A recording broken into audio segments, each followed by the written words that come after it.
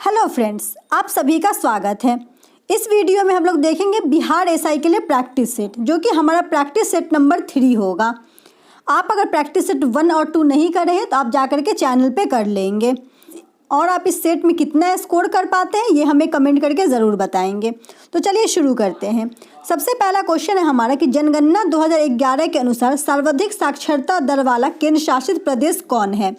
Right answer हो जाएगा option number B, Lakshadweep.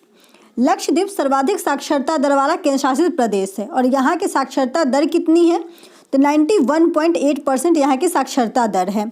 वहीं अगर राज्य में पूछा जाएगा तो राज्य में हो जाएगा हमारा केरल।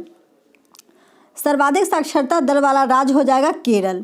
चलिए नेक्स्ट क्वेश्चन देखते हैं, क्वेश्चन नंबर 2। क्वेश्चन नंबर 2 है हमारा यहाँ पे कि जनगणना 2011 के अनुसार बिहार के किस जिले में सर्वाधिक शिशु लिंगानुपात पाया जाता है। तो राइट आंसर हो जाएगा ऑप्शन नंबर सी, किशनगंज।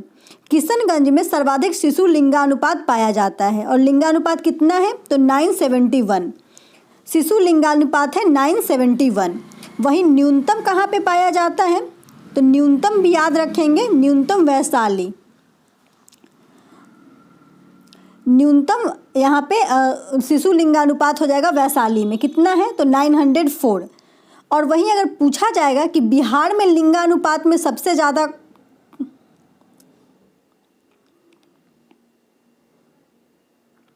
वहीं बिहार का लिंगानुपात देखिए ओवरऑल तो 918, 1918 बिहार का लिंगानुपात हो जाएगा। चलिए नेक्स्ट क्वेश्चन देखेंगे, क्वेश्चन नंबर 3। क्वेश्चन नंबर 3 है कि ISFR 2021 रिपोर्ट के अनुसार बिहार में सबसे कम वन आवरण वाला जिला कौन है। तो राइट आंसर हो जाएगा ऑप्शन नंबर डी, यहाँ पे शेखपुरा। शेखपुरा बिहार में सबसे कम आवरण वाला जिला है। नेक्स्ट क्वेश्चन देखिए, क्वेश्चन नंबर 4।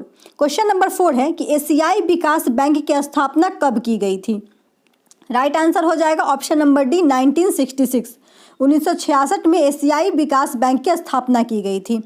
और इसका हेडक्वार्टर कहाँ है तो इसका हेडक्वार्टर हो जाएगा मनीला। फिलीपींस के मनीला में इसका हेडक्वार्टर है। और इसमें मेंबर कंट्री कितने हैं तो 68 प्रेजेंट टाइम में मेंबर कंट्री ADB में है, ये भी याद रखेंगे। चलिए नेक्स्ट क्वेश्चन देखेंगे, क्वेश्चन नंबर 5। क्वेश्चन नंबर 5 है निम्नलिखित में से कौन सा जोड़ा सुमेलित नहीं है। यहाँ पे बताना है कि कौन सा जोड़ा सुमेलित नहीं है। राज्य चलैया समिति का संबंध कर सुधार से, बिल्कुल सही है। रेखा समिति का संबंध है अप्रत्यक्ष कर से, ये भी सही है। गाइपोरिया समिति का संबंध है बैंकिंग सुधार सेवा से, तो ये भी सही है। और खुसरो समिति ये गलत हो जाएगा। खुसरो समिति का संबंध है कृषि साख से, कृषि साख से संबंधित है खुसरो समिति, तो ये हमारा गलत आंसर हो जाएगा। चलिए नेक्स्ट क्वेश्चन देखेंगे, क्वेश्चन नंबर 6। क्वेश्चन नंबर 6 है मुद्रास्फीति में मुद्रा के मूल्य पर क्या प्रभाव पड़ता है। राइट आंसर हो जाएगा ऑप्शन नंबर ए, मूल्य गिर जाता है। मुद्रास्फीति के कंडीशन में मुद्रा के मूल्य पर प्रभाव पड़ता है कि उसका मूल्य गिर जाता है। किसी भी वस्तु का जो मूल्य होता है वो अधिक हो जाता है, जिससे उसका मूल्य गिर जाता है। चलिए नेक्स्ट क्वेश्चन देखेंगे, क्वेश्चन नंबर 7। क्वेश्चन नंबर 7 है हमारा यहाँ पे कि बैंकिंग से संबंधित ग्राहकों की शिकायतों के समाधान हेतु बैंकिंग लोकापाल योजना की शुरुआत कब की गई।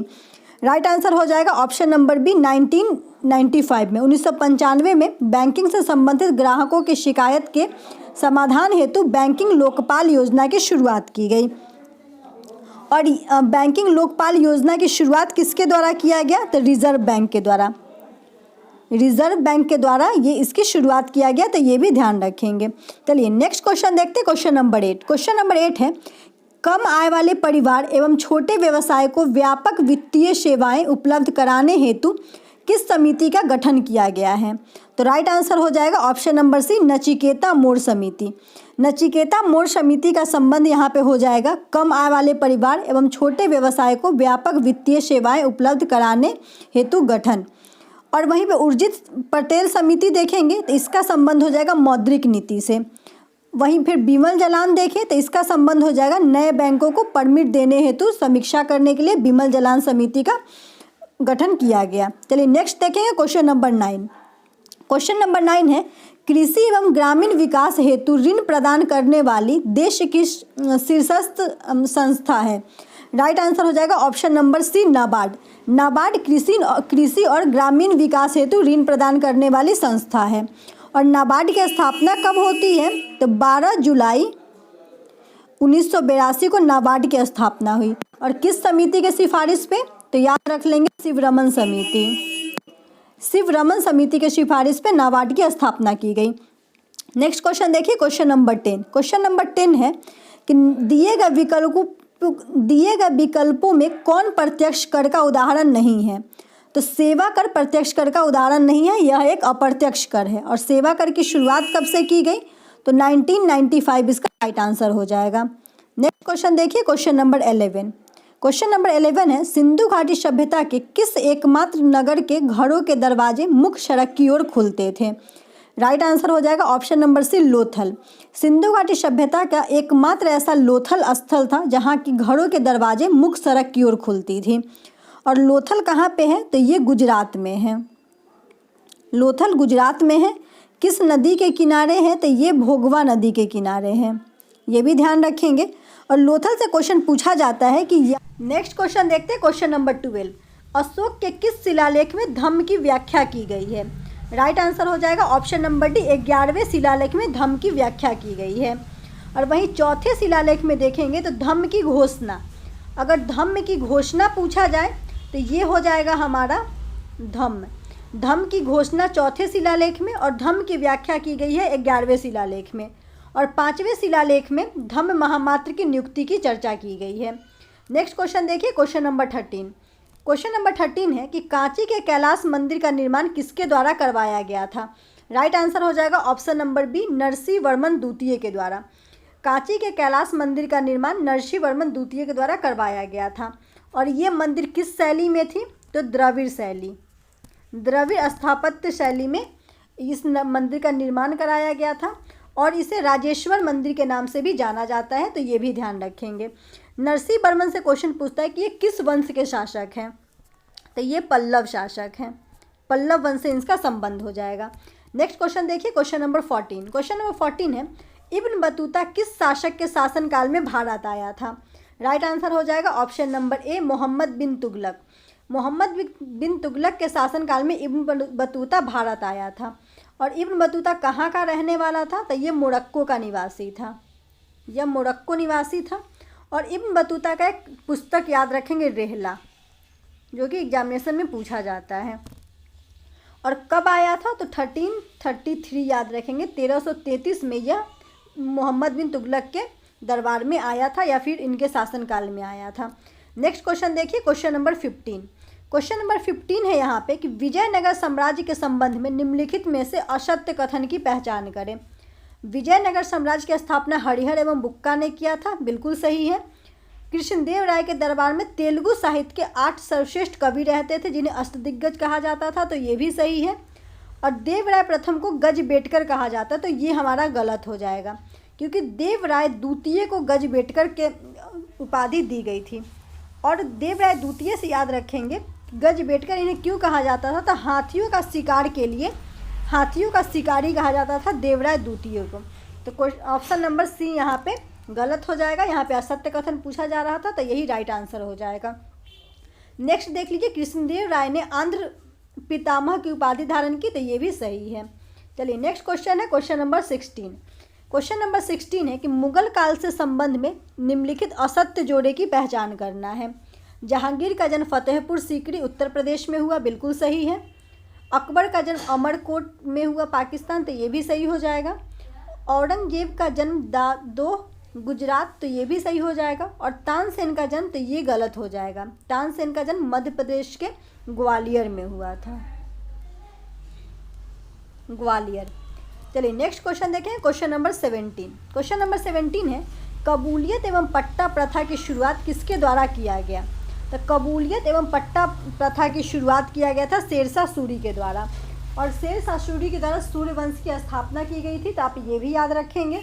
चलिए नेक्स्ट क्वेश्चन देखते हैं, क्वेश्चन नंबर 18। क्वेश्चन नंबर 18 है कि भारत में डचों द्वारा प्रथम कारखाना की स्थापना कहाँ की गई थी? राइट आंसर हो जाएगा ऑप्शन नंबर ए, मसूलीपट्टनम में डचों के द्वारा पहले कारखाना की स्थापना की गई थी। और कब किया गया था? तो 1605 में किया गया था मसूलीपट्टनम में। चलिए नेक्स्ट क्वेश्चन देखिए, क्वेश्चन नंबर 19। क्वेश्चन नंबर 19 है कि भारत में सर्वप्रथम सहायक संधि का प्रयोग किसके द्वारा किया गया था। राइट आंसर हो जाएगा ऑप्शन नंबर डी, यहाँ पे डुप्ले के द्वारा। डुप्ले के द्वारा, जो कि एक फ्रांसीसी गवर्नर था, फ्रांसीसी गवर्नर था, इसके द्वारा भारत में सर्वप्रथम सहायक संधि का प्रयोग किया गया था। वहीं अगर क्वेश्चन पूछा जाएगा कि किस गवर्नर जनरल के काल में सहायक संधि की शुरुआत की गई थी या किसके द्वारा, तब इसका राइट आंसर हो जाएगा वेलेस्ली। लेकिन भारत में सर्वप्रथम सहायक संधि पूछा जा रहा है, इसलिए डुप्ले इसका राइट आंसर होगा। नेक्स्ट क्वेश्चन देखिए, क्वेश्चन नंबर 20। क्वेश्चन नंबर 20 में मिलान करना है। यहाँ पे विद्रोह और उसके नेतृत्वकर्ता का नाम बताना है। तो खोंड विद्रोह, ये चक बिशोई, बिल्कुल सही है, ऑप्शन इसका एक का ए में हो जाएगा। चेरो विद्रोह का संबंध भूषण सिंह से है, तो ये 2 हो जाएगा। रामोसी विद्रोह का संबंध चित्तर सिंह से है, तो ये 3 हो जाएगा। और खासी विद्रोह का संबंध राजा तीरथ सिंह से है, तो ये 4 हो जाएगा। तो 1 2 3 4 देखेंगे ऑप्शन, तो ऑप्शन नंबर सी हो जाएगा इसका राइट आंसर। नेक्स्ट क्वेश्चन है क्वेश्चन नंबर 21। चंपारण आंदोलन के संबंध में असत्य कथन की पहचान करें। चंपारण के किसानों को अपनी जमीन के 3/21वें हिस्से पर नील की खेती करना अनिवार्य था, तो यही असत्य हो जाएगा, क्योंकि 3/20वें हिस्से पे नील की खेती करना अनिवार्य था। यहाँ पे 21 है, तो ये गलत हो जाएगा। चंपारण आंदोलन के समय गांधी जी के साथ महादेव देसाई भी थे, सही है। जुलाई 1917 में चंपारण एग्रीगेरियन कमेटी का गठन किया गया, ये भी सही है। और किसानों से वसूली गई राशि का 25% वापस किया गया था, तो ये भी सही हो जाएगा। चलिए नेक्स्ट क्वेश्चन देखते हैं, क्वेश्चन नंबर 22। क्वेश्चन नंबर 22 है कि भारत में 1920 में अखिल भारतीय ट्रेड यूनियन कांग्रेस की स्थापना कहाँ की गई। राइट आंसर हो जाएगा ऑप्शन नंबर बी, बम्बई में। और इसके पहले अध्यक्ष कौन थे, तो लाला लाजपत राय। लाला लाजपत राय इसके पहले अध्यक्ष हो जाएंगे। वहीं क्वेश्चन पूछा जाएगा कि भारतीय ट्रेड यूनियन कांग्रेस की स्थापना, यहाँ पे अखिल भारतीय ट्रेड यूनियन है, और सिंपली अगर पूछा जाए कि भारतीय ट्रेड यूनियन कांग्रेस, आप याद कर लेंगे, तो इसकी स्थापना सरदार वल्लभ भाई पटेल के द्वारा किया गया था। कब किया गया था, तो 1947 में किया गया था। चलिए नेक्स्ट क्वेश्चन देखते हैं, क्वेश्चन नंबर 23। क्वेश्चन नंबर 23 है कि कौन सा सुमेलित नहीं है। आर्य समाज की स्थापना 1875, बिल्कुल सही है। यंग बंगाल आंदोलन 1828, ये भी सही है। देवबंद स्कूल, तो इसकी स्थापना हुई थी, यहाँ पे देखेंगे 1866 से 67 में, तो ये हमारा गलत आंसर हो जाएगा। सुमेलित नहीं पूछा जा रहा था, तो option number C right answer होगा। और यहाँ पे रहनुमाई माजदान सभा 1851, ये भी सही है। चलिए नेक्स्ट क्वेश्चन है क्वेश्चन नंबर 24। क्वेश्चन नंबर 24 है किस आंदोलन के समय तिलक स्वराज फंड की स्थापना की गई थी। राइट आंसर हो जाएगा ऑप्शन नंबर डी, असहयोग आंदोलन के समय तिलक स्वराज फंड की स्थापना की गई थी। असहयोग आंदोलन हुआ कब था, तो 1920 में असहयोग आंदोलन हुआ था, 1920 से 1922। चलिए नेक्स्ट क्वेश्चन हम लोग देखते हैं, क्वेश्चन नंबर 25। क्वेश्चन नंबर 25 है कि किनके प्रयासों से गांधी जी एवं अंबेडकर के बीच पूना समझौता संपन्न हुआ। राइट आंसर हो जाएगा option number B, Madan Mohan Malviya. Madan Mohan Malviya के नेतृत्व में इनके प्रयासों से गांधी जी और अंबेडकर के बीच पूना समझौता हुआ। कब हुआ, तो 1932 में पूना समझौता होता है, जिसमें अंबेडकर जी के द्वारा जो पृथक हरिजन के लिए पृथक प्रतिनिधित्व की मांग की गई थी, वो वापस ले लिया। वहीं अगर हम लोग देखेंगे तो विधानसभा में हरिजनों की सीट पहले 71 था, तो इससे बढ़ा करके 148 कर दिया गया। चलिए नेक्स्ट क्वेश्चन देखते हैं, क्वेश्चन नंबर 26। क्वेश्चन नंबर 26 है यहाँ पे कि निम्न में से कौन सा विषय समवर्ती सूची के अंतर्गत शामिल है। तो समवर्ती सूची के अंतर्गत option number A right answer हो जाएगा। जनसंख्या नियंत्रण और समाचार पत्र समवर्ती सूची के अंतर्गत आएगा। वहीं हम लोग यहाँ पे देखेंगे तो और कौन कौन सा है, तो शिक्षा भी समवर्ती सूची के अंतर्गत आएगा, आप ये भी ध्यान रखेंगे। लोक स्वास्थ्य, स्थानीय स्वशासन और भू राजस्व, ये सब आ जाएगा राज्य सूची के अंतर्गत। चलिए नेक्स्ट क्वेश्चन देखते हैं, क्वेश्चन नंबर 27। क्वेश्चन नंबर 27 है कि संयुक्त अधिवेशन की अध्यक्षता निम्न में से किसके द्वारा नहीं की जाती है। राइट आंसर हो जाएगा ऑप्शन नंबर ए, राज्यसभा के सभापति द्वारा, जो कि उपराष्ट्रपति होते हैं, इनके द्वारा संयुक्त अधिवेशन की अध्यक्षता नहीं की जाती है। वही क्वेश्चन पूछा जाएगा कि संयुक्त अधिवेशन की चर्चा कौन से आर्टिकल में है, तो आर्टिकल 108 में संयुक्त अधिवेशन की चर्चा है। जो किसके द्वारा बुलाया जाता है, तो ये राष्ट्रपति के द्वारा बुलाया जाता है। राष्ट्रपति बुलाते हैं, लेकिन इसकी अध्यक्षता कौन करते हैं, तो लोकसभा के अध्यक्ष के द्वारा इसकी अध्यक्षता की जाती है। अगर लोकसभा के अध्यक्ष अवेलेबल नहीं है तो लोकसभा के उपाध्यक्ष इसकी अध्यक्षता करेंगे, और ये भी नहीं है तो राज्यसभा के उपसभापति इसकी अध्यक्षता करेंगे। चलिए नेक्स्ट क्वेश्चन है क्वेश्चन नंबर 28। क्वेश्चन नंबर 28 है कि जनजातीय क्षेत्रों के प्रशासन संबंधी उपबंध संविधान के किस अनुसूची में है। राइट आंसर हो जाएगा ऑप्शन नंबर सी, 6ठी अनुसूची में जनजातीय क्षेत्रों के प्रशासन संबंधी अनुसूची है। नेक्स्ट क्वेश्चन देखिए क्वेश्चन नंबर 29। क्वेश्चन नंबर 29 है कि भारतीय संविधान के किस अनुच्छेद में संवैधानिक उपचार का अधिकार प्रदान किया गया है। तो आर्टिकल 32 में संवैधानिक उपचार का अधिकार प्राप्त किया गया है, प्रदान किया गया है। और आर्टिकल 32 को भीमराव अंबेडकर के द्वारा संविधान की आत्मा कहा गया था आर्टिकल 32 को, और सुप्रीम कोर्ट आर्टिकल 32 के तहत ही रीट जारी करती है। चलिए नेक्स्ट क्वेश्चन देखते हैं क्वेश्चन नंबर 30। क्वेश्चन नंबर 30 है कि किस समिति की सिफारिश पर मौलिक कर्तव्य को संविधान में जोड़ा गया। राइट आंसर हो जाएगा ऑप्शन नंबर सी, सरदार स्वर्ण समिति। सरदार स्वर्ण समिति के सिफारिश पे 42वें संवैधानिक संशोधन 1976 के द्वारा संविधान में मौलिक कर्तव्य जोड़ा गया। कितना, तो 10 मौलिक कर्तव्य जोड़ा गया। और प्रेजेंट टाइम में मौलिक कर्तव्य की संख्या कितनी है, तो ये 11 हो जाएगा। और 11वां जो मौलिक कर्तव्य था वो 86वें संवैधानिक संशोधन 2002 के द्वारा इसे संविधान में जोड़ा गया। चलिए नेक्स्ट क्वेश्चन देखते हैं क्वेश्चन नंबर 31। क्वेश्चन नंबर 31 है राष्ट्रपति के संबंध में असत्य कथन की पहचान करना है। तो चलिए देखते हैं कि राष्ट्रपति अनुच्छेद 123 के तहत अध्यादेश जारी करते हैं, तो सही है। अध्यादेश का प्रभाव सत्र शुरू होने के 6 माह तक रहता है, तो ये हमारा गलत आंसर हो जाएगा। और यहाँ पे असत्य पूछा जा रहा था, तो ऑप्शन नंबर बी राइट हो जाएगा। जो अध्यादेश का जो प्रभाव रहता है सत्र शुरू होने के 6 सप्ताह तक रहता है, तो 6 माह यहाँ नहीं 6 सप्ताह होना चाहिए। चलिए नेक्स्ट देख लीजिए, राष्ट्रपति किसी सार्वजनिक महत्व के प्रश्न पर उच्चतम न्यायालय से अनुच्छेद 143 के तहत परामर्श ले सकते हैं, लेकिन ये याद रखेंगे कि ये परामर्श तो ले सकते हैं, लेकिन परामर्श मानने के लिए ये बाध्यकारी नहीं होंगे। वहीं राष्ट्रपति सैन्य बलों की सर्वोच्च सेनापति होता है, तो बिल्कुल सही है। जो तीनों सैन्य बल है, एयरफोर्स हो गया, आर्मी और फिर नेवी, इन सारे के सर्वोच्च सेनापति राष्ट्रपति होते हैं, तो ये भी सही है। चलिए नेक्स्ट क्वेश्चन देखिए क्वेश्चन नंबर 32। क्वेश्चन नंबर 32 है कि भारत का उपराष्ट्रपति राष्ट्रपति के रूप में अधिकतम कितने वर्ष तक कार्य कर सकता है। राइट आंसर हो जाएगा ऑप्शन नंबर डी 6 माह तक। अगर किसी कारणवश राष्ट्रपति का चुनाव नहीं होता है, तो जो उपराष्ट्रपति हैं वो 6 महीने तक अधिकतम कार्य कर सकते हैं। नेक्स्ट क्वेश्चन देखिए क्वेश्चन नंबर 33। क्वेश्चन नंबर 33 है कि यहाँ पे कौन सुमेलित नहीं है, विधानसभा की सीटों की संख्या कौन सी सुमेलित नहीं है, इसका पता लगाना है।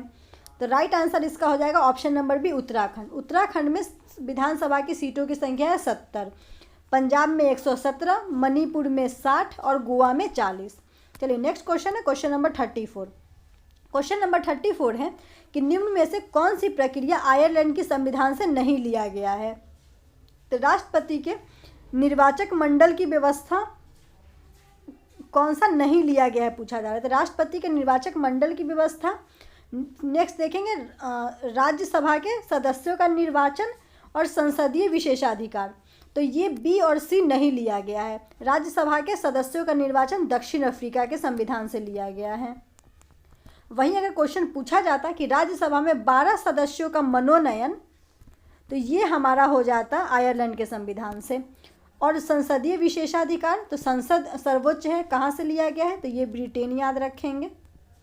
चलिए नेक्स्ट क्वेश्चन देखते हैं क्वेश्चन नंबर 35। क्वेश्चन नंबर 35 है कि भारत सरकार का सर्वप्रथम विधि अधिकारी होता है। राइट आंसर हो जाएगा option number C attorney general, जिसकी चर्चा आर्टिकल 76 में किया गया है। नेक्स्ट क्वेश्चन है क्वेश्चन नंबर 36। क्वेश्चन नंबर 36 है कि केंद्र एवं राज्य के बीच वित्तीय विवादों के निपटारे हेतु मुख्य एजेंसी है। तो केंद्र एवं राज्य के वित्तीय विवाद होगा तो सर्वोच्च न्यायालय के द्वारा इसे निपटाया जाएगा। Option number A right answer होगा। नेक्स्ट क्वेश्चन है क्वेश्चन नंबर 37। क्वेश्चन नंबर 37 है कि संविधान के में कौन सा राज्य विधानमंडल का अंग नहीं होता है? तो राइट आंसर हो जाएगा option number C, advocate general. विधानमंडल का अंग हो जाएगा विधानसभा, विधान परिषद और राज्यपाल। और विधानमंडल की संरचना की चर्चा किस आर्टिकल में है? तो आर्टिकल 160 में विधानमंडल की संरचना है। चलिए नेक्स्ट क्वेश्चन है क्वेश्चन नंबर 38। क्वेश्चन नंबर 38 है कि भारत में हाल ही में किस अंतर सरकारी संगठन के साथ डिजिटल कार्य योजना 2022 को मंजूरी प्रदान की गई है? तो राइट आंसर हो जाएगा option number C, ASEAN. ASEAN के साथ डिजिटल कार्य योजना 2022 को मंजूरी दिया गया है। आसियान की स्थापना कब हुई? तो 1967 में आसियान की स्थापना हुई। और इसका हेडक्वार्टर कहाँ पे है? तो इसका हेडक्वार्टर हो जाएगा जकार्ता। चलिए नेक्स्ट क्वेश्चन है, अंतर्राष्ट्रीय सीमा शुल्क दिवस प्रतिवर्ष कब मनाया जाता है? तो राइट आंसर हो जाएगा ऑप्शन नंबर बी, 26 जनवरी को अंतर्राष्ट्रीय सीमा शुल्क दिवस मनाया जाता है। और 26 जनवरी को ही हमारा गणतंत्र दिवस भी मनाया जाता है, आप सभी को पता ही होगा। चलिए नेक्स्ट क्वेश्चन देखते हैं, क्वेश्चन नंबर 40। क्वेश्चन नंबर 40 है कि भ्रष्टाचार धारण सूचकांक 2021 में भारत का कौन सा स्थान था? राइट आंसर हो जाएगा ऑप्शन नंबर ए, 85वां स्थान था भारत का। नेक्स्ट क्वेश्चन देखिए, क्वेश्चन नंबर 41। क्वेश्चन नंबर 41 है कि अथावास्का झील किस देश में स्थित है? तो अथावास्का झील कनाडा में स्थित है। ऑप्शन नंबर बी इसका राइट आंसर हो जाएगा। नेक्स्ट क्वेश्चन देखिए, क्वेश्चन नंबर 42। क्वेश्चन नंबर 42 है कि निम्नलिखित में से कौन सी पर्वत चोटी भारत में स्थित है? राइट आंसर हो जाएगा ऑप्शन नंबर सी, नंगा पर्वत। नंगा पर्वत भारत में स्थित है। वहीं एवरेस्ट और धौलागिरी जो है ये नेपाल में है, ये हो जाएगा नेपाल में। और यहाँ पे तिरिच मीर जो है ये हो जाएगा पाकिस्तान में, ये पाकिस्तान में है। चलिए नेक्स्ट क्वेश्चन है क्वेश्चन नंबर 43। क्वेश्चन नंबर 43 है हमारा कि नदियों के किनारे बसे नगरों का कौन सा युग्म सुमेलित नहीं है? तो रोम टाइबर नदी के किनारे सही है, बर्लिन स्प्री नदी के किनारे ये भी सही है, कीव नीपर नदी के किनारे ये भी सही है, और लिवरपूल, तो यही इसका रॉन्ग आंसर हो जाएगा। लिवरपूल मर्सी नदी के किनारे है, ना कि राइन नदी। नेक्स्ट क्वेश्चन है क्वेश्चन नंबर 44। क्वेश्चन नंबर 44 है कि निम्नलिखित में से कौन सा दर्रा त्रिवेंद्रम एवं मदुरई के बीच संपर्क प्रदान करता है? राइट आंसर हो जाएगा ऑप्शन नंबर बी, सिनकोट दर्रा। सिनकोट दर्रा, और ये किस साइड में है? तो ये पश्चिमी घाट में आपको ये दर्रा दिखाई पड़ेगा। सिनकोट दर्रा जो त्रिवेंद्रम को मदुरई से जोड़ता है। वही थालघाट दर्रा देखेंगे तो ये है मुंबई से नासिक या नासिक से मुंबई। पालघाट दर्रा है कोयम्बटूर से कोचीन। और भोर घाट है मुंबई से पुणे। चलिए नेक्स्ट क्वेश्चन है क्वेश्चन नंबर 45। क्वेश्चन नंबर 45 है निम्नलिखित में से किस नदी का मुहाना चिनाब नदी नहीं है?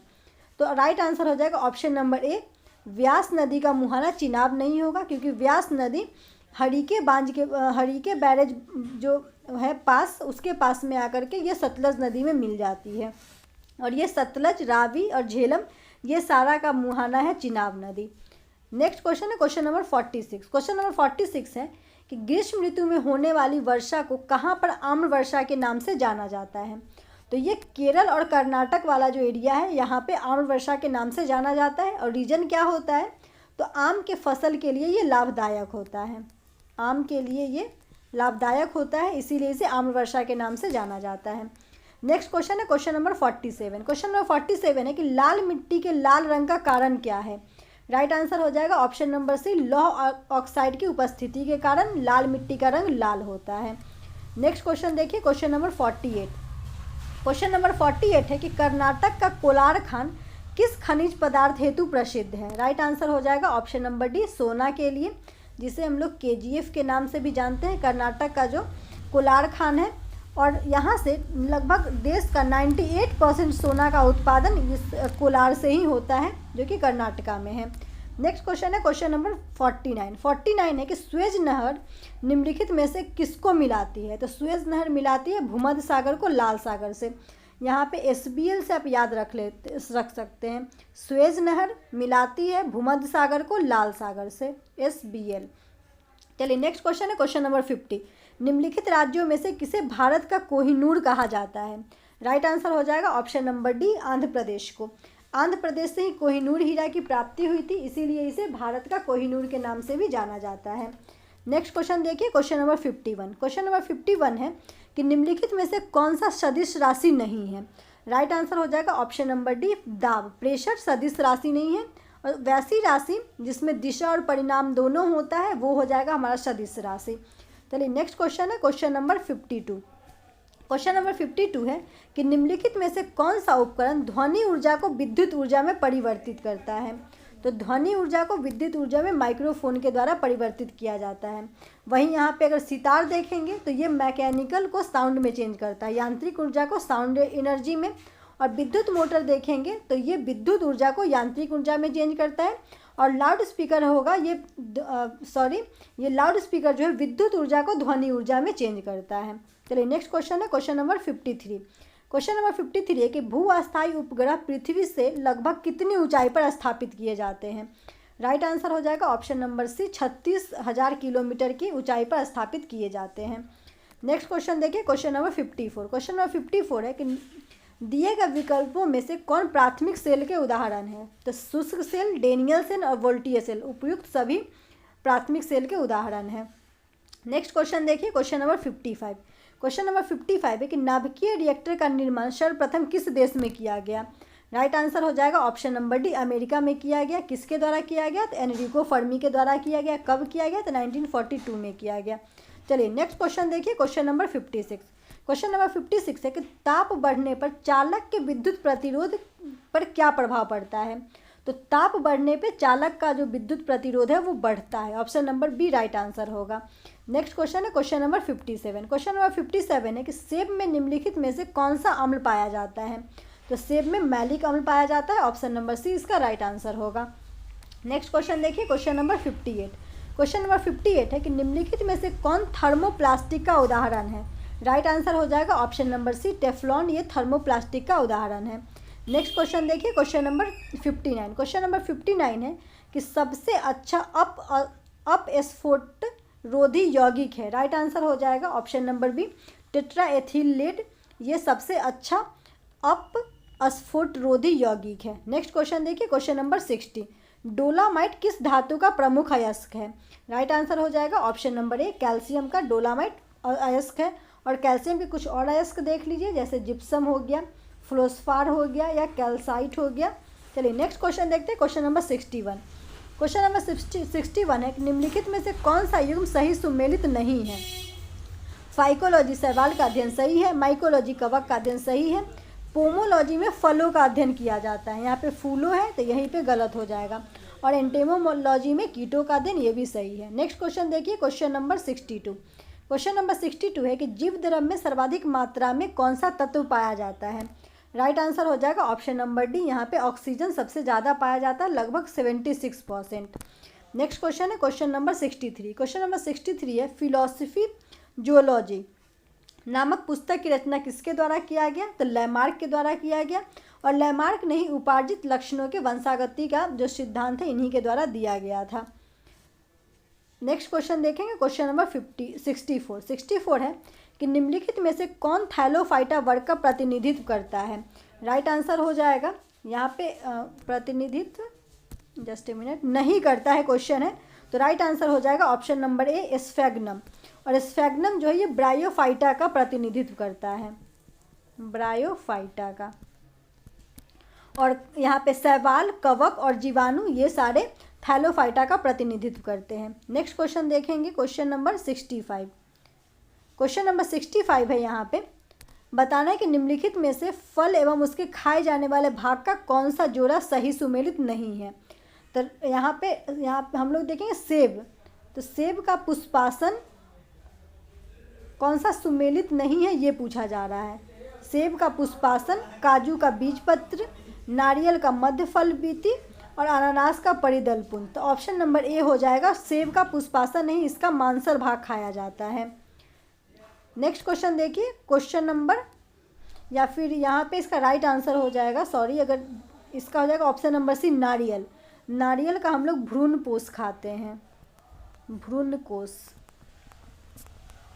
चलिए नेक्स्ट क्वेश्चन है क्वेश्चन नंबर 66। क्वेश्चन नंबर 66 है कि पेड़ पौधे वायुमंडल में किस विधि द्वारा CO2 ग्रहण करते हैं। तो ये विसरण विधि के द्वारा CO2 का ग्रहण करते हैं। नेक्स्ट क्वेश्चन है क्वेश्चन नंबर 67। जलीय फंड जिसे जैव उर्वरक के रूप में प्रयुक्त किया जाता है वह है। तो जलीय फर्न है एजोला, जिसे जैव उर्वरक के रूप में प्रयुक्त किया जाता है। नेक्स्ट क्वेश्चन देखिए, क्वेश्चन नंबर 68। छोटी आंत के आंतरिक दीवार पर अंगुलीनुमा संरचना पाई जाती है, जिसे क्या कहते हैं? तो इसे कहा जाता है विली।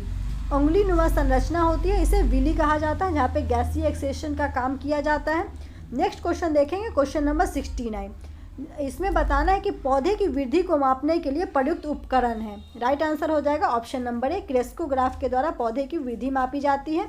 और इसकी खोज किसके द्वारा किया गया? तो जगदीश चंद्र बसु का नाम याद रखेंगे। नेक्स्ट क्वेश्चन देखिए, क्वेश्चन नंबर 70। क्वेश्चन नंबर 70 है कि आयोडीन डैश के संश्लेषण के लिए आवश्यक है। तो आयोडीन थायरॉक्सिन के संश्लेषण के लिए आवश्यक हो जाएगा, ऑप्शन नंबर सी इसका राइट आंसर।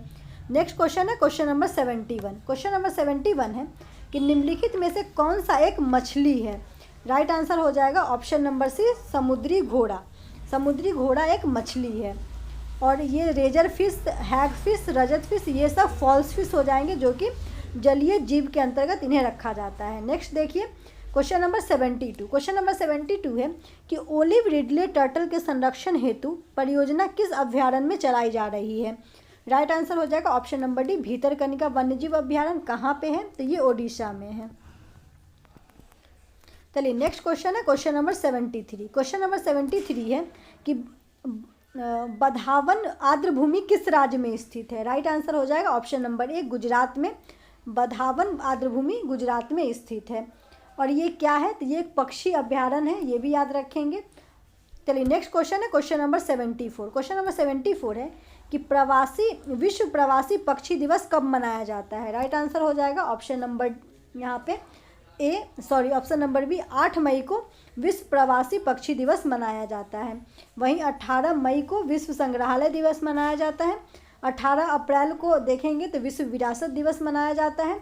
और 21 जून को तो सभी को पता होगा योग दिवस मनाया जाता है। नेक्स्ट क्वेश्चन देखें क्वेश्चन नंबर 75। क्वेश्चन नंबर 75 है कि निम्नलिखित में से कौन सा भारतीय क्षेत्र हॉट स्पॉट के रूप में चिन्हित किया जाता है? तो हॉट स्पॉट के रूप में पश्चिमी घाट को चिन्हित किया जाता है, ऑप्शन नंबर सी इसका राइट आंसर होगा। नेक्स्ट क्वेश्चन देखिए क्वेश्चन नंबर 76। क्वेश्चन नंबर 76 है भारत का प्रथम दूरदर्शन केंद्र कहाँ स्थापित किया गया? राइट आंसर हो जाएगा ऑप्शन नंबर ए नई दिल्ली में किया गया। कब किया गया? तो 1959 में किया गया। वहीं अगर पूछा जाए कि सबसे पहले रंगीन जो कार्यक्रम है उसका प्रसारण कब किया गया? तो रंगीन टेलीविज़न का प्रसारण कब किया गया? तो ये किया गया था 1982 में। चलिए नेक्स्ट क्वेश्चन है क्वेश्चन नंबर 77। भारत में सबसे अधिक जैव विविधता संपन्न क्षेत्र है? राइट आंसर हो जाएगा ऑप्शन नंबर डी पश्चिम घाट। नेक्स्ट क्वेश्चन है क्वेश्चन नंबर 78। क्वेश्चन नंबर 78 है कि निम्नलिखित में से कौन सुमेलित नहीं है? तो राइट आंसर हो जाएगा यहाँ पे option number D Interpol. Interpol का मुख्य हेडक्वार्टर कहाँ पे है? तो ये हो जाएगा लियोन, जो कि फ्रांस में है। और गैट का जेनेवा सही है, एशियान का जकार्ता, नाटो का ब्रुसेल्स। नेक्स्ट क्वेश्चन है क्वेश्चन नंबर 79। क्वेश्चन नंबर 79 है कि विश्व में सर्वाधिक निर्वाचक संख्या वाला देश कौन सा है? तो राइट आंसर हो जाएगा ऑप्शन नंबर ए भारत। और अब भारत जनसंख्या में भी नंबर 1 आ गया है, तो ये सब भी आप याद रखेंगे। नेक्स्ट क्वेश्चन देखिए क्वेश्चन नंबर 80। न्याय दर्शन के संस्थापक कौन है? तो न्याय दर्शन के संस्थापक हो जाएंगे महर्षि गौतम, ऑप्शन नंबर ए यहाँ राइट आंसर होगा। अब यहाँ से मैथ्स और रीजनिंग का क्वेश्चन शुरू हो रहा है। तो यहाँ पे मैं जस्ट थोड़ा थोड़ा इसको डिस्क्राइब कर दूंगी और इसका आंसर बताते चलूँगी। आपको अगर ये सॉल्व करना होगा तो आप वीडियो को पॉज कर लेंगे और फिर वहाँ से इसको सॉल्व करेंगे। चलिए यहाँ पे है कि 4 अंकों की सबसे बड़ी संख्या ज्ञात करें जिसे 12, 18, 21, 24 में से प्रत्येक से भाग देने पे हर दशा पे 7 शेष बचे। तो यहाँ पे इन सारे नंबर का एलसीएम निकाल लीजिएगा। और एलसीएम निकाल के 4 सबसे बड़ी संख्या यहाँ पे 4 टाइम्स 9 को लिखेंगे और इसको डिवाइड कर दीजिएगा। और जो भी यहाँ पे रेस्ट बचेगा उससे सब्ट्रैक्ट कर देंगे इसको, तो ये इतने से डिविजिबल हो जाएगा और उसमें फिर 7 जोड़ देंगे। तो राइट आंसर हो जाएगा option number C. Next question देखिए क्वेश्चन नंबर 82। क्वेश्चन नंबर 82 है कि यहाँ पे ए और बी का वैल्यू यहाँ पे 6 हो जाएगा और बी का 7 हो जाएगा। और ए प्लस 2b और a माइनस 3b का वैल्यू अगर डालेंगे तो राइट आंसर हो जाएगा option number B -4/3। Next question देखिए क्वेश्चन नंबर 83। क्वेश्चन नंबर 83 है कि ए की कार्य क्षमता बी से दुगुनी है। यदि दोनों मिलकर किसी कार्य को 14 दिन में समाप्त करते हैं तो ए अकेला इस कार्य को कितने दिन में समाप्त करेगा? तो इसका राइट आंसर हो जाएगा ऑप्शन नंबर सी। ऐसे आप इसे कर सकते हैं कि ए की कार्य क्षमता जो है बी से दुगुनी है, तो एक का अगर बी का अगर 2 है तो इसका ए हो जाएगा। तो तीनों की कार्य क्षमता मिलकर के 14 दिन में काम किया जा रहा है, तो ए की कार्य क्षमता दुगुनी है तो कितना टाइम लगेगा, तो यहाँ से आप 21 आंसर कर सकते हैं। नेक्स्ट क्वेश्चन देखिए, क्वेश्चन नंबर 84। किसी धन होना चाहिए, किसी धन का एक निश्चित दर में 2 वर्ष का साधारण ब्याज 160 रुपया है और उसका चक्रवृद्धि ब्याज 170 रुपया है, तो ब्याज का वार्षिक दर क्या है। तो यहाँ पे हम लोग देखेंगे कि पहले मंथ में तो साधारण ब्याज और चक्रवृद्धि ब्याज दोनों में ब्याज का जो दर होता है वो सेम ही होता है, तो 80 रुपया हो जाएगा यहाँ पे ब्याज 1 महीने का। तो यहाँ पे कितना ज़्यादा है, तो 60 से 70 ज़्यादा है, तो 10 ज़्यादा है। तो यहाँ पे आप निकाल लीजिए कि 10% 80 का कितना परसेंट होता है, तो यहाँ से आपका राइट आंसर आ जाएगा ऑप्शन नंबर भी 12.5%।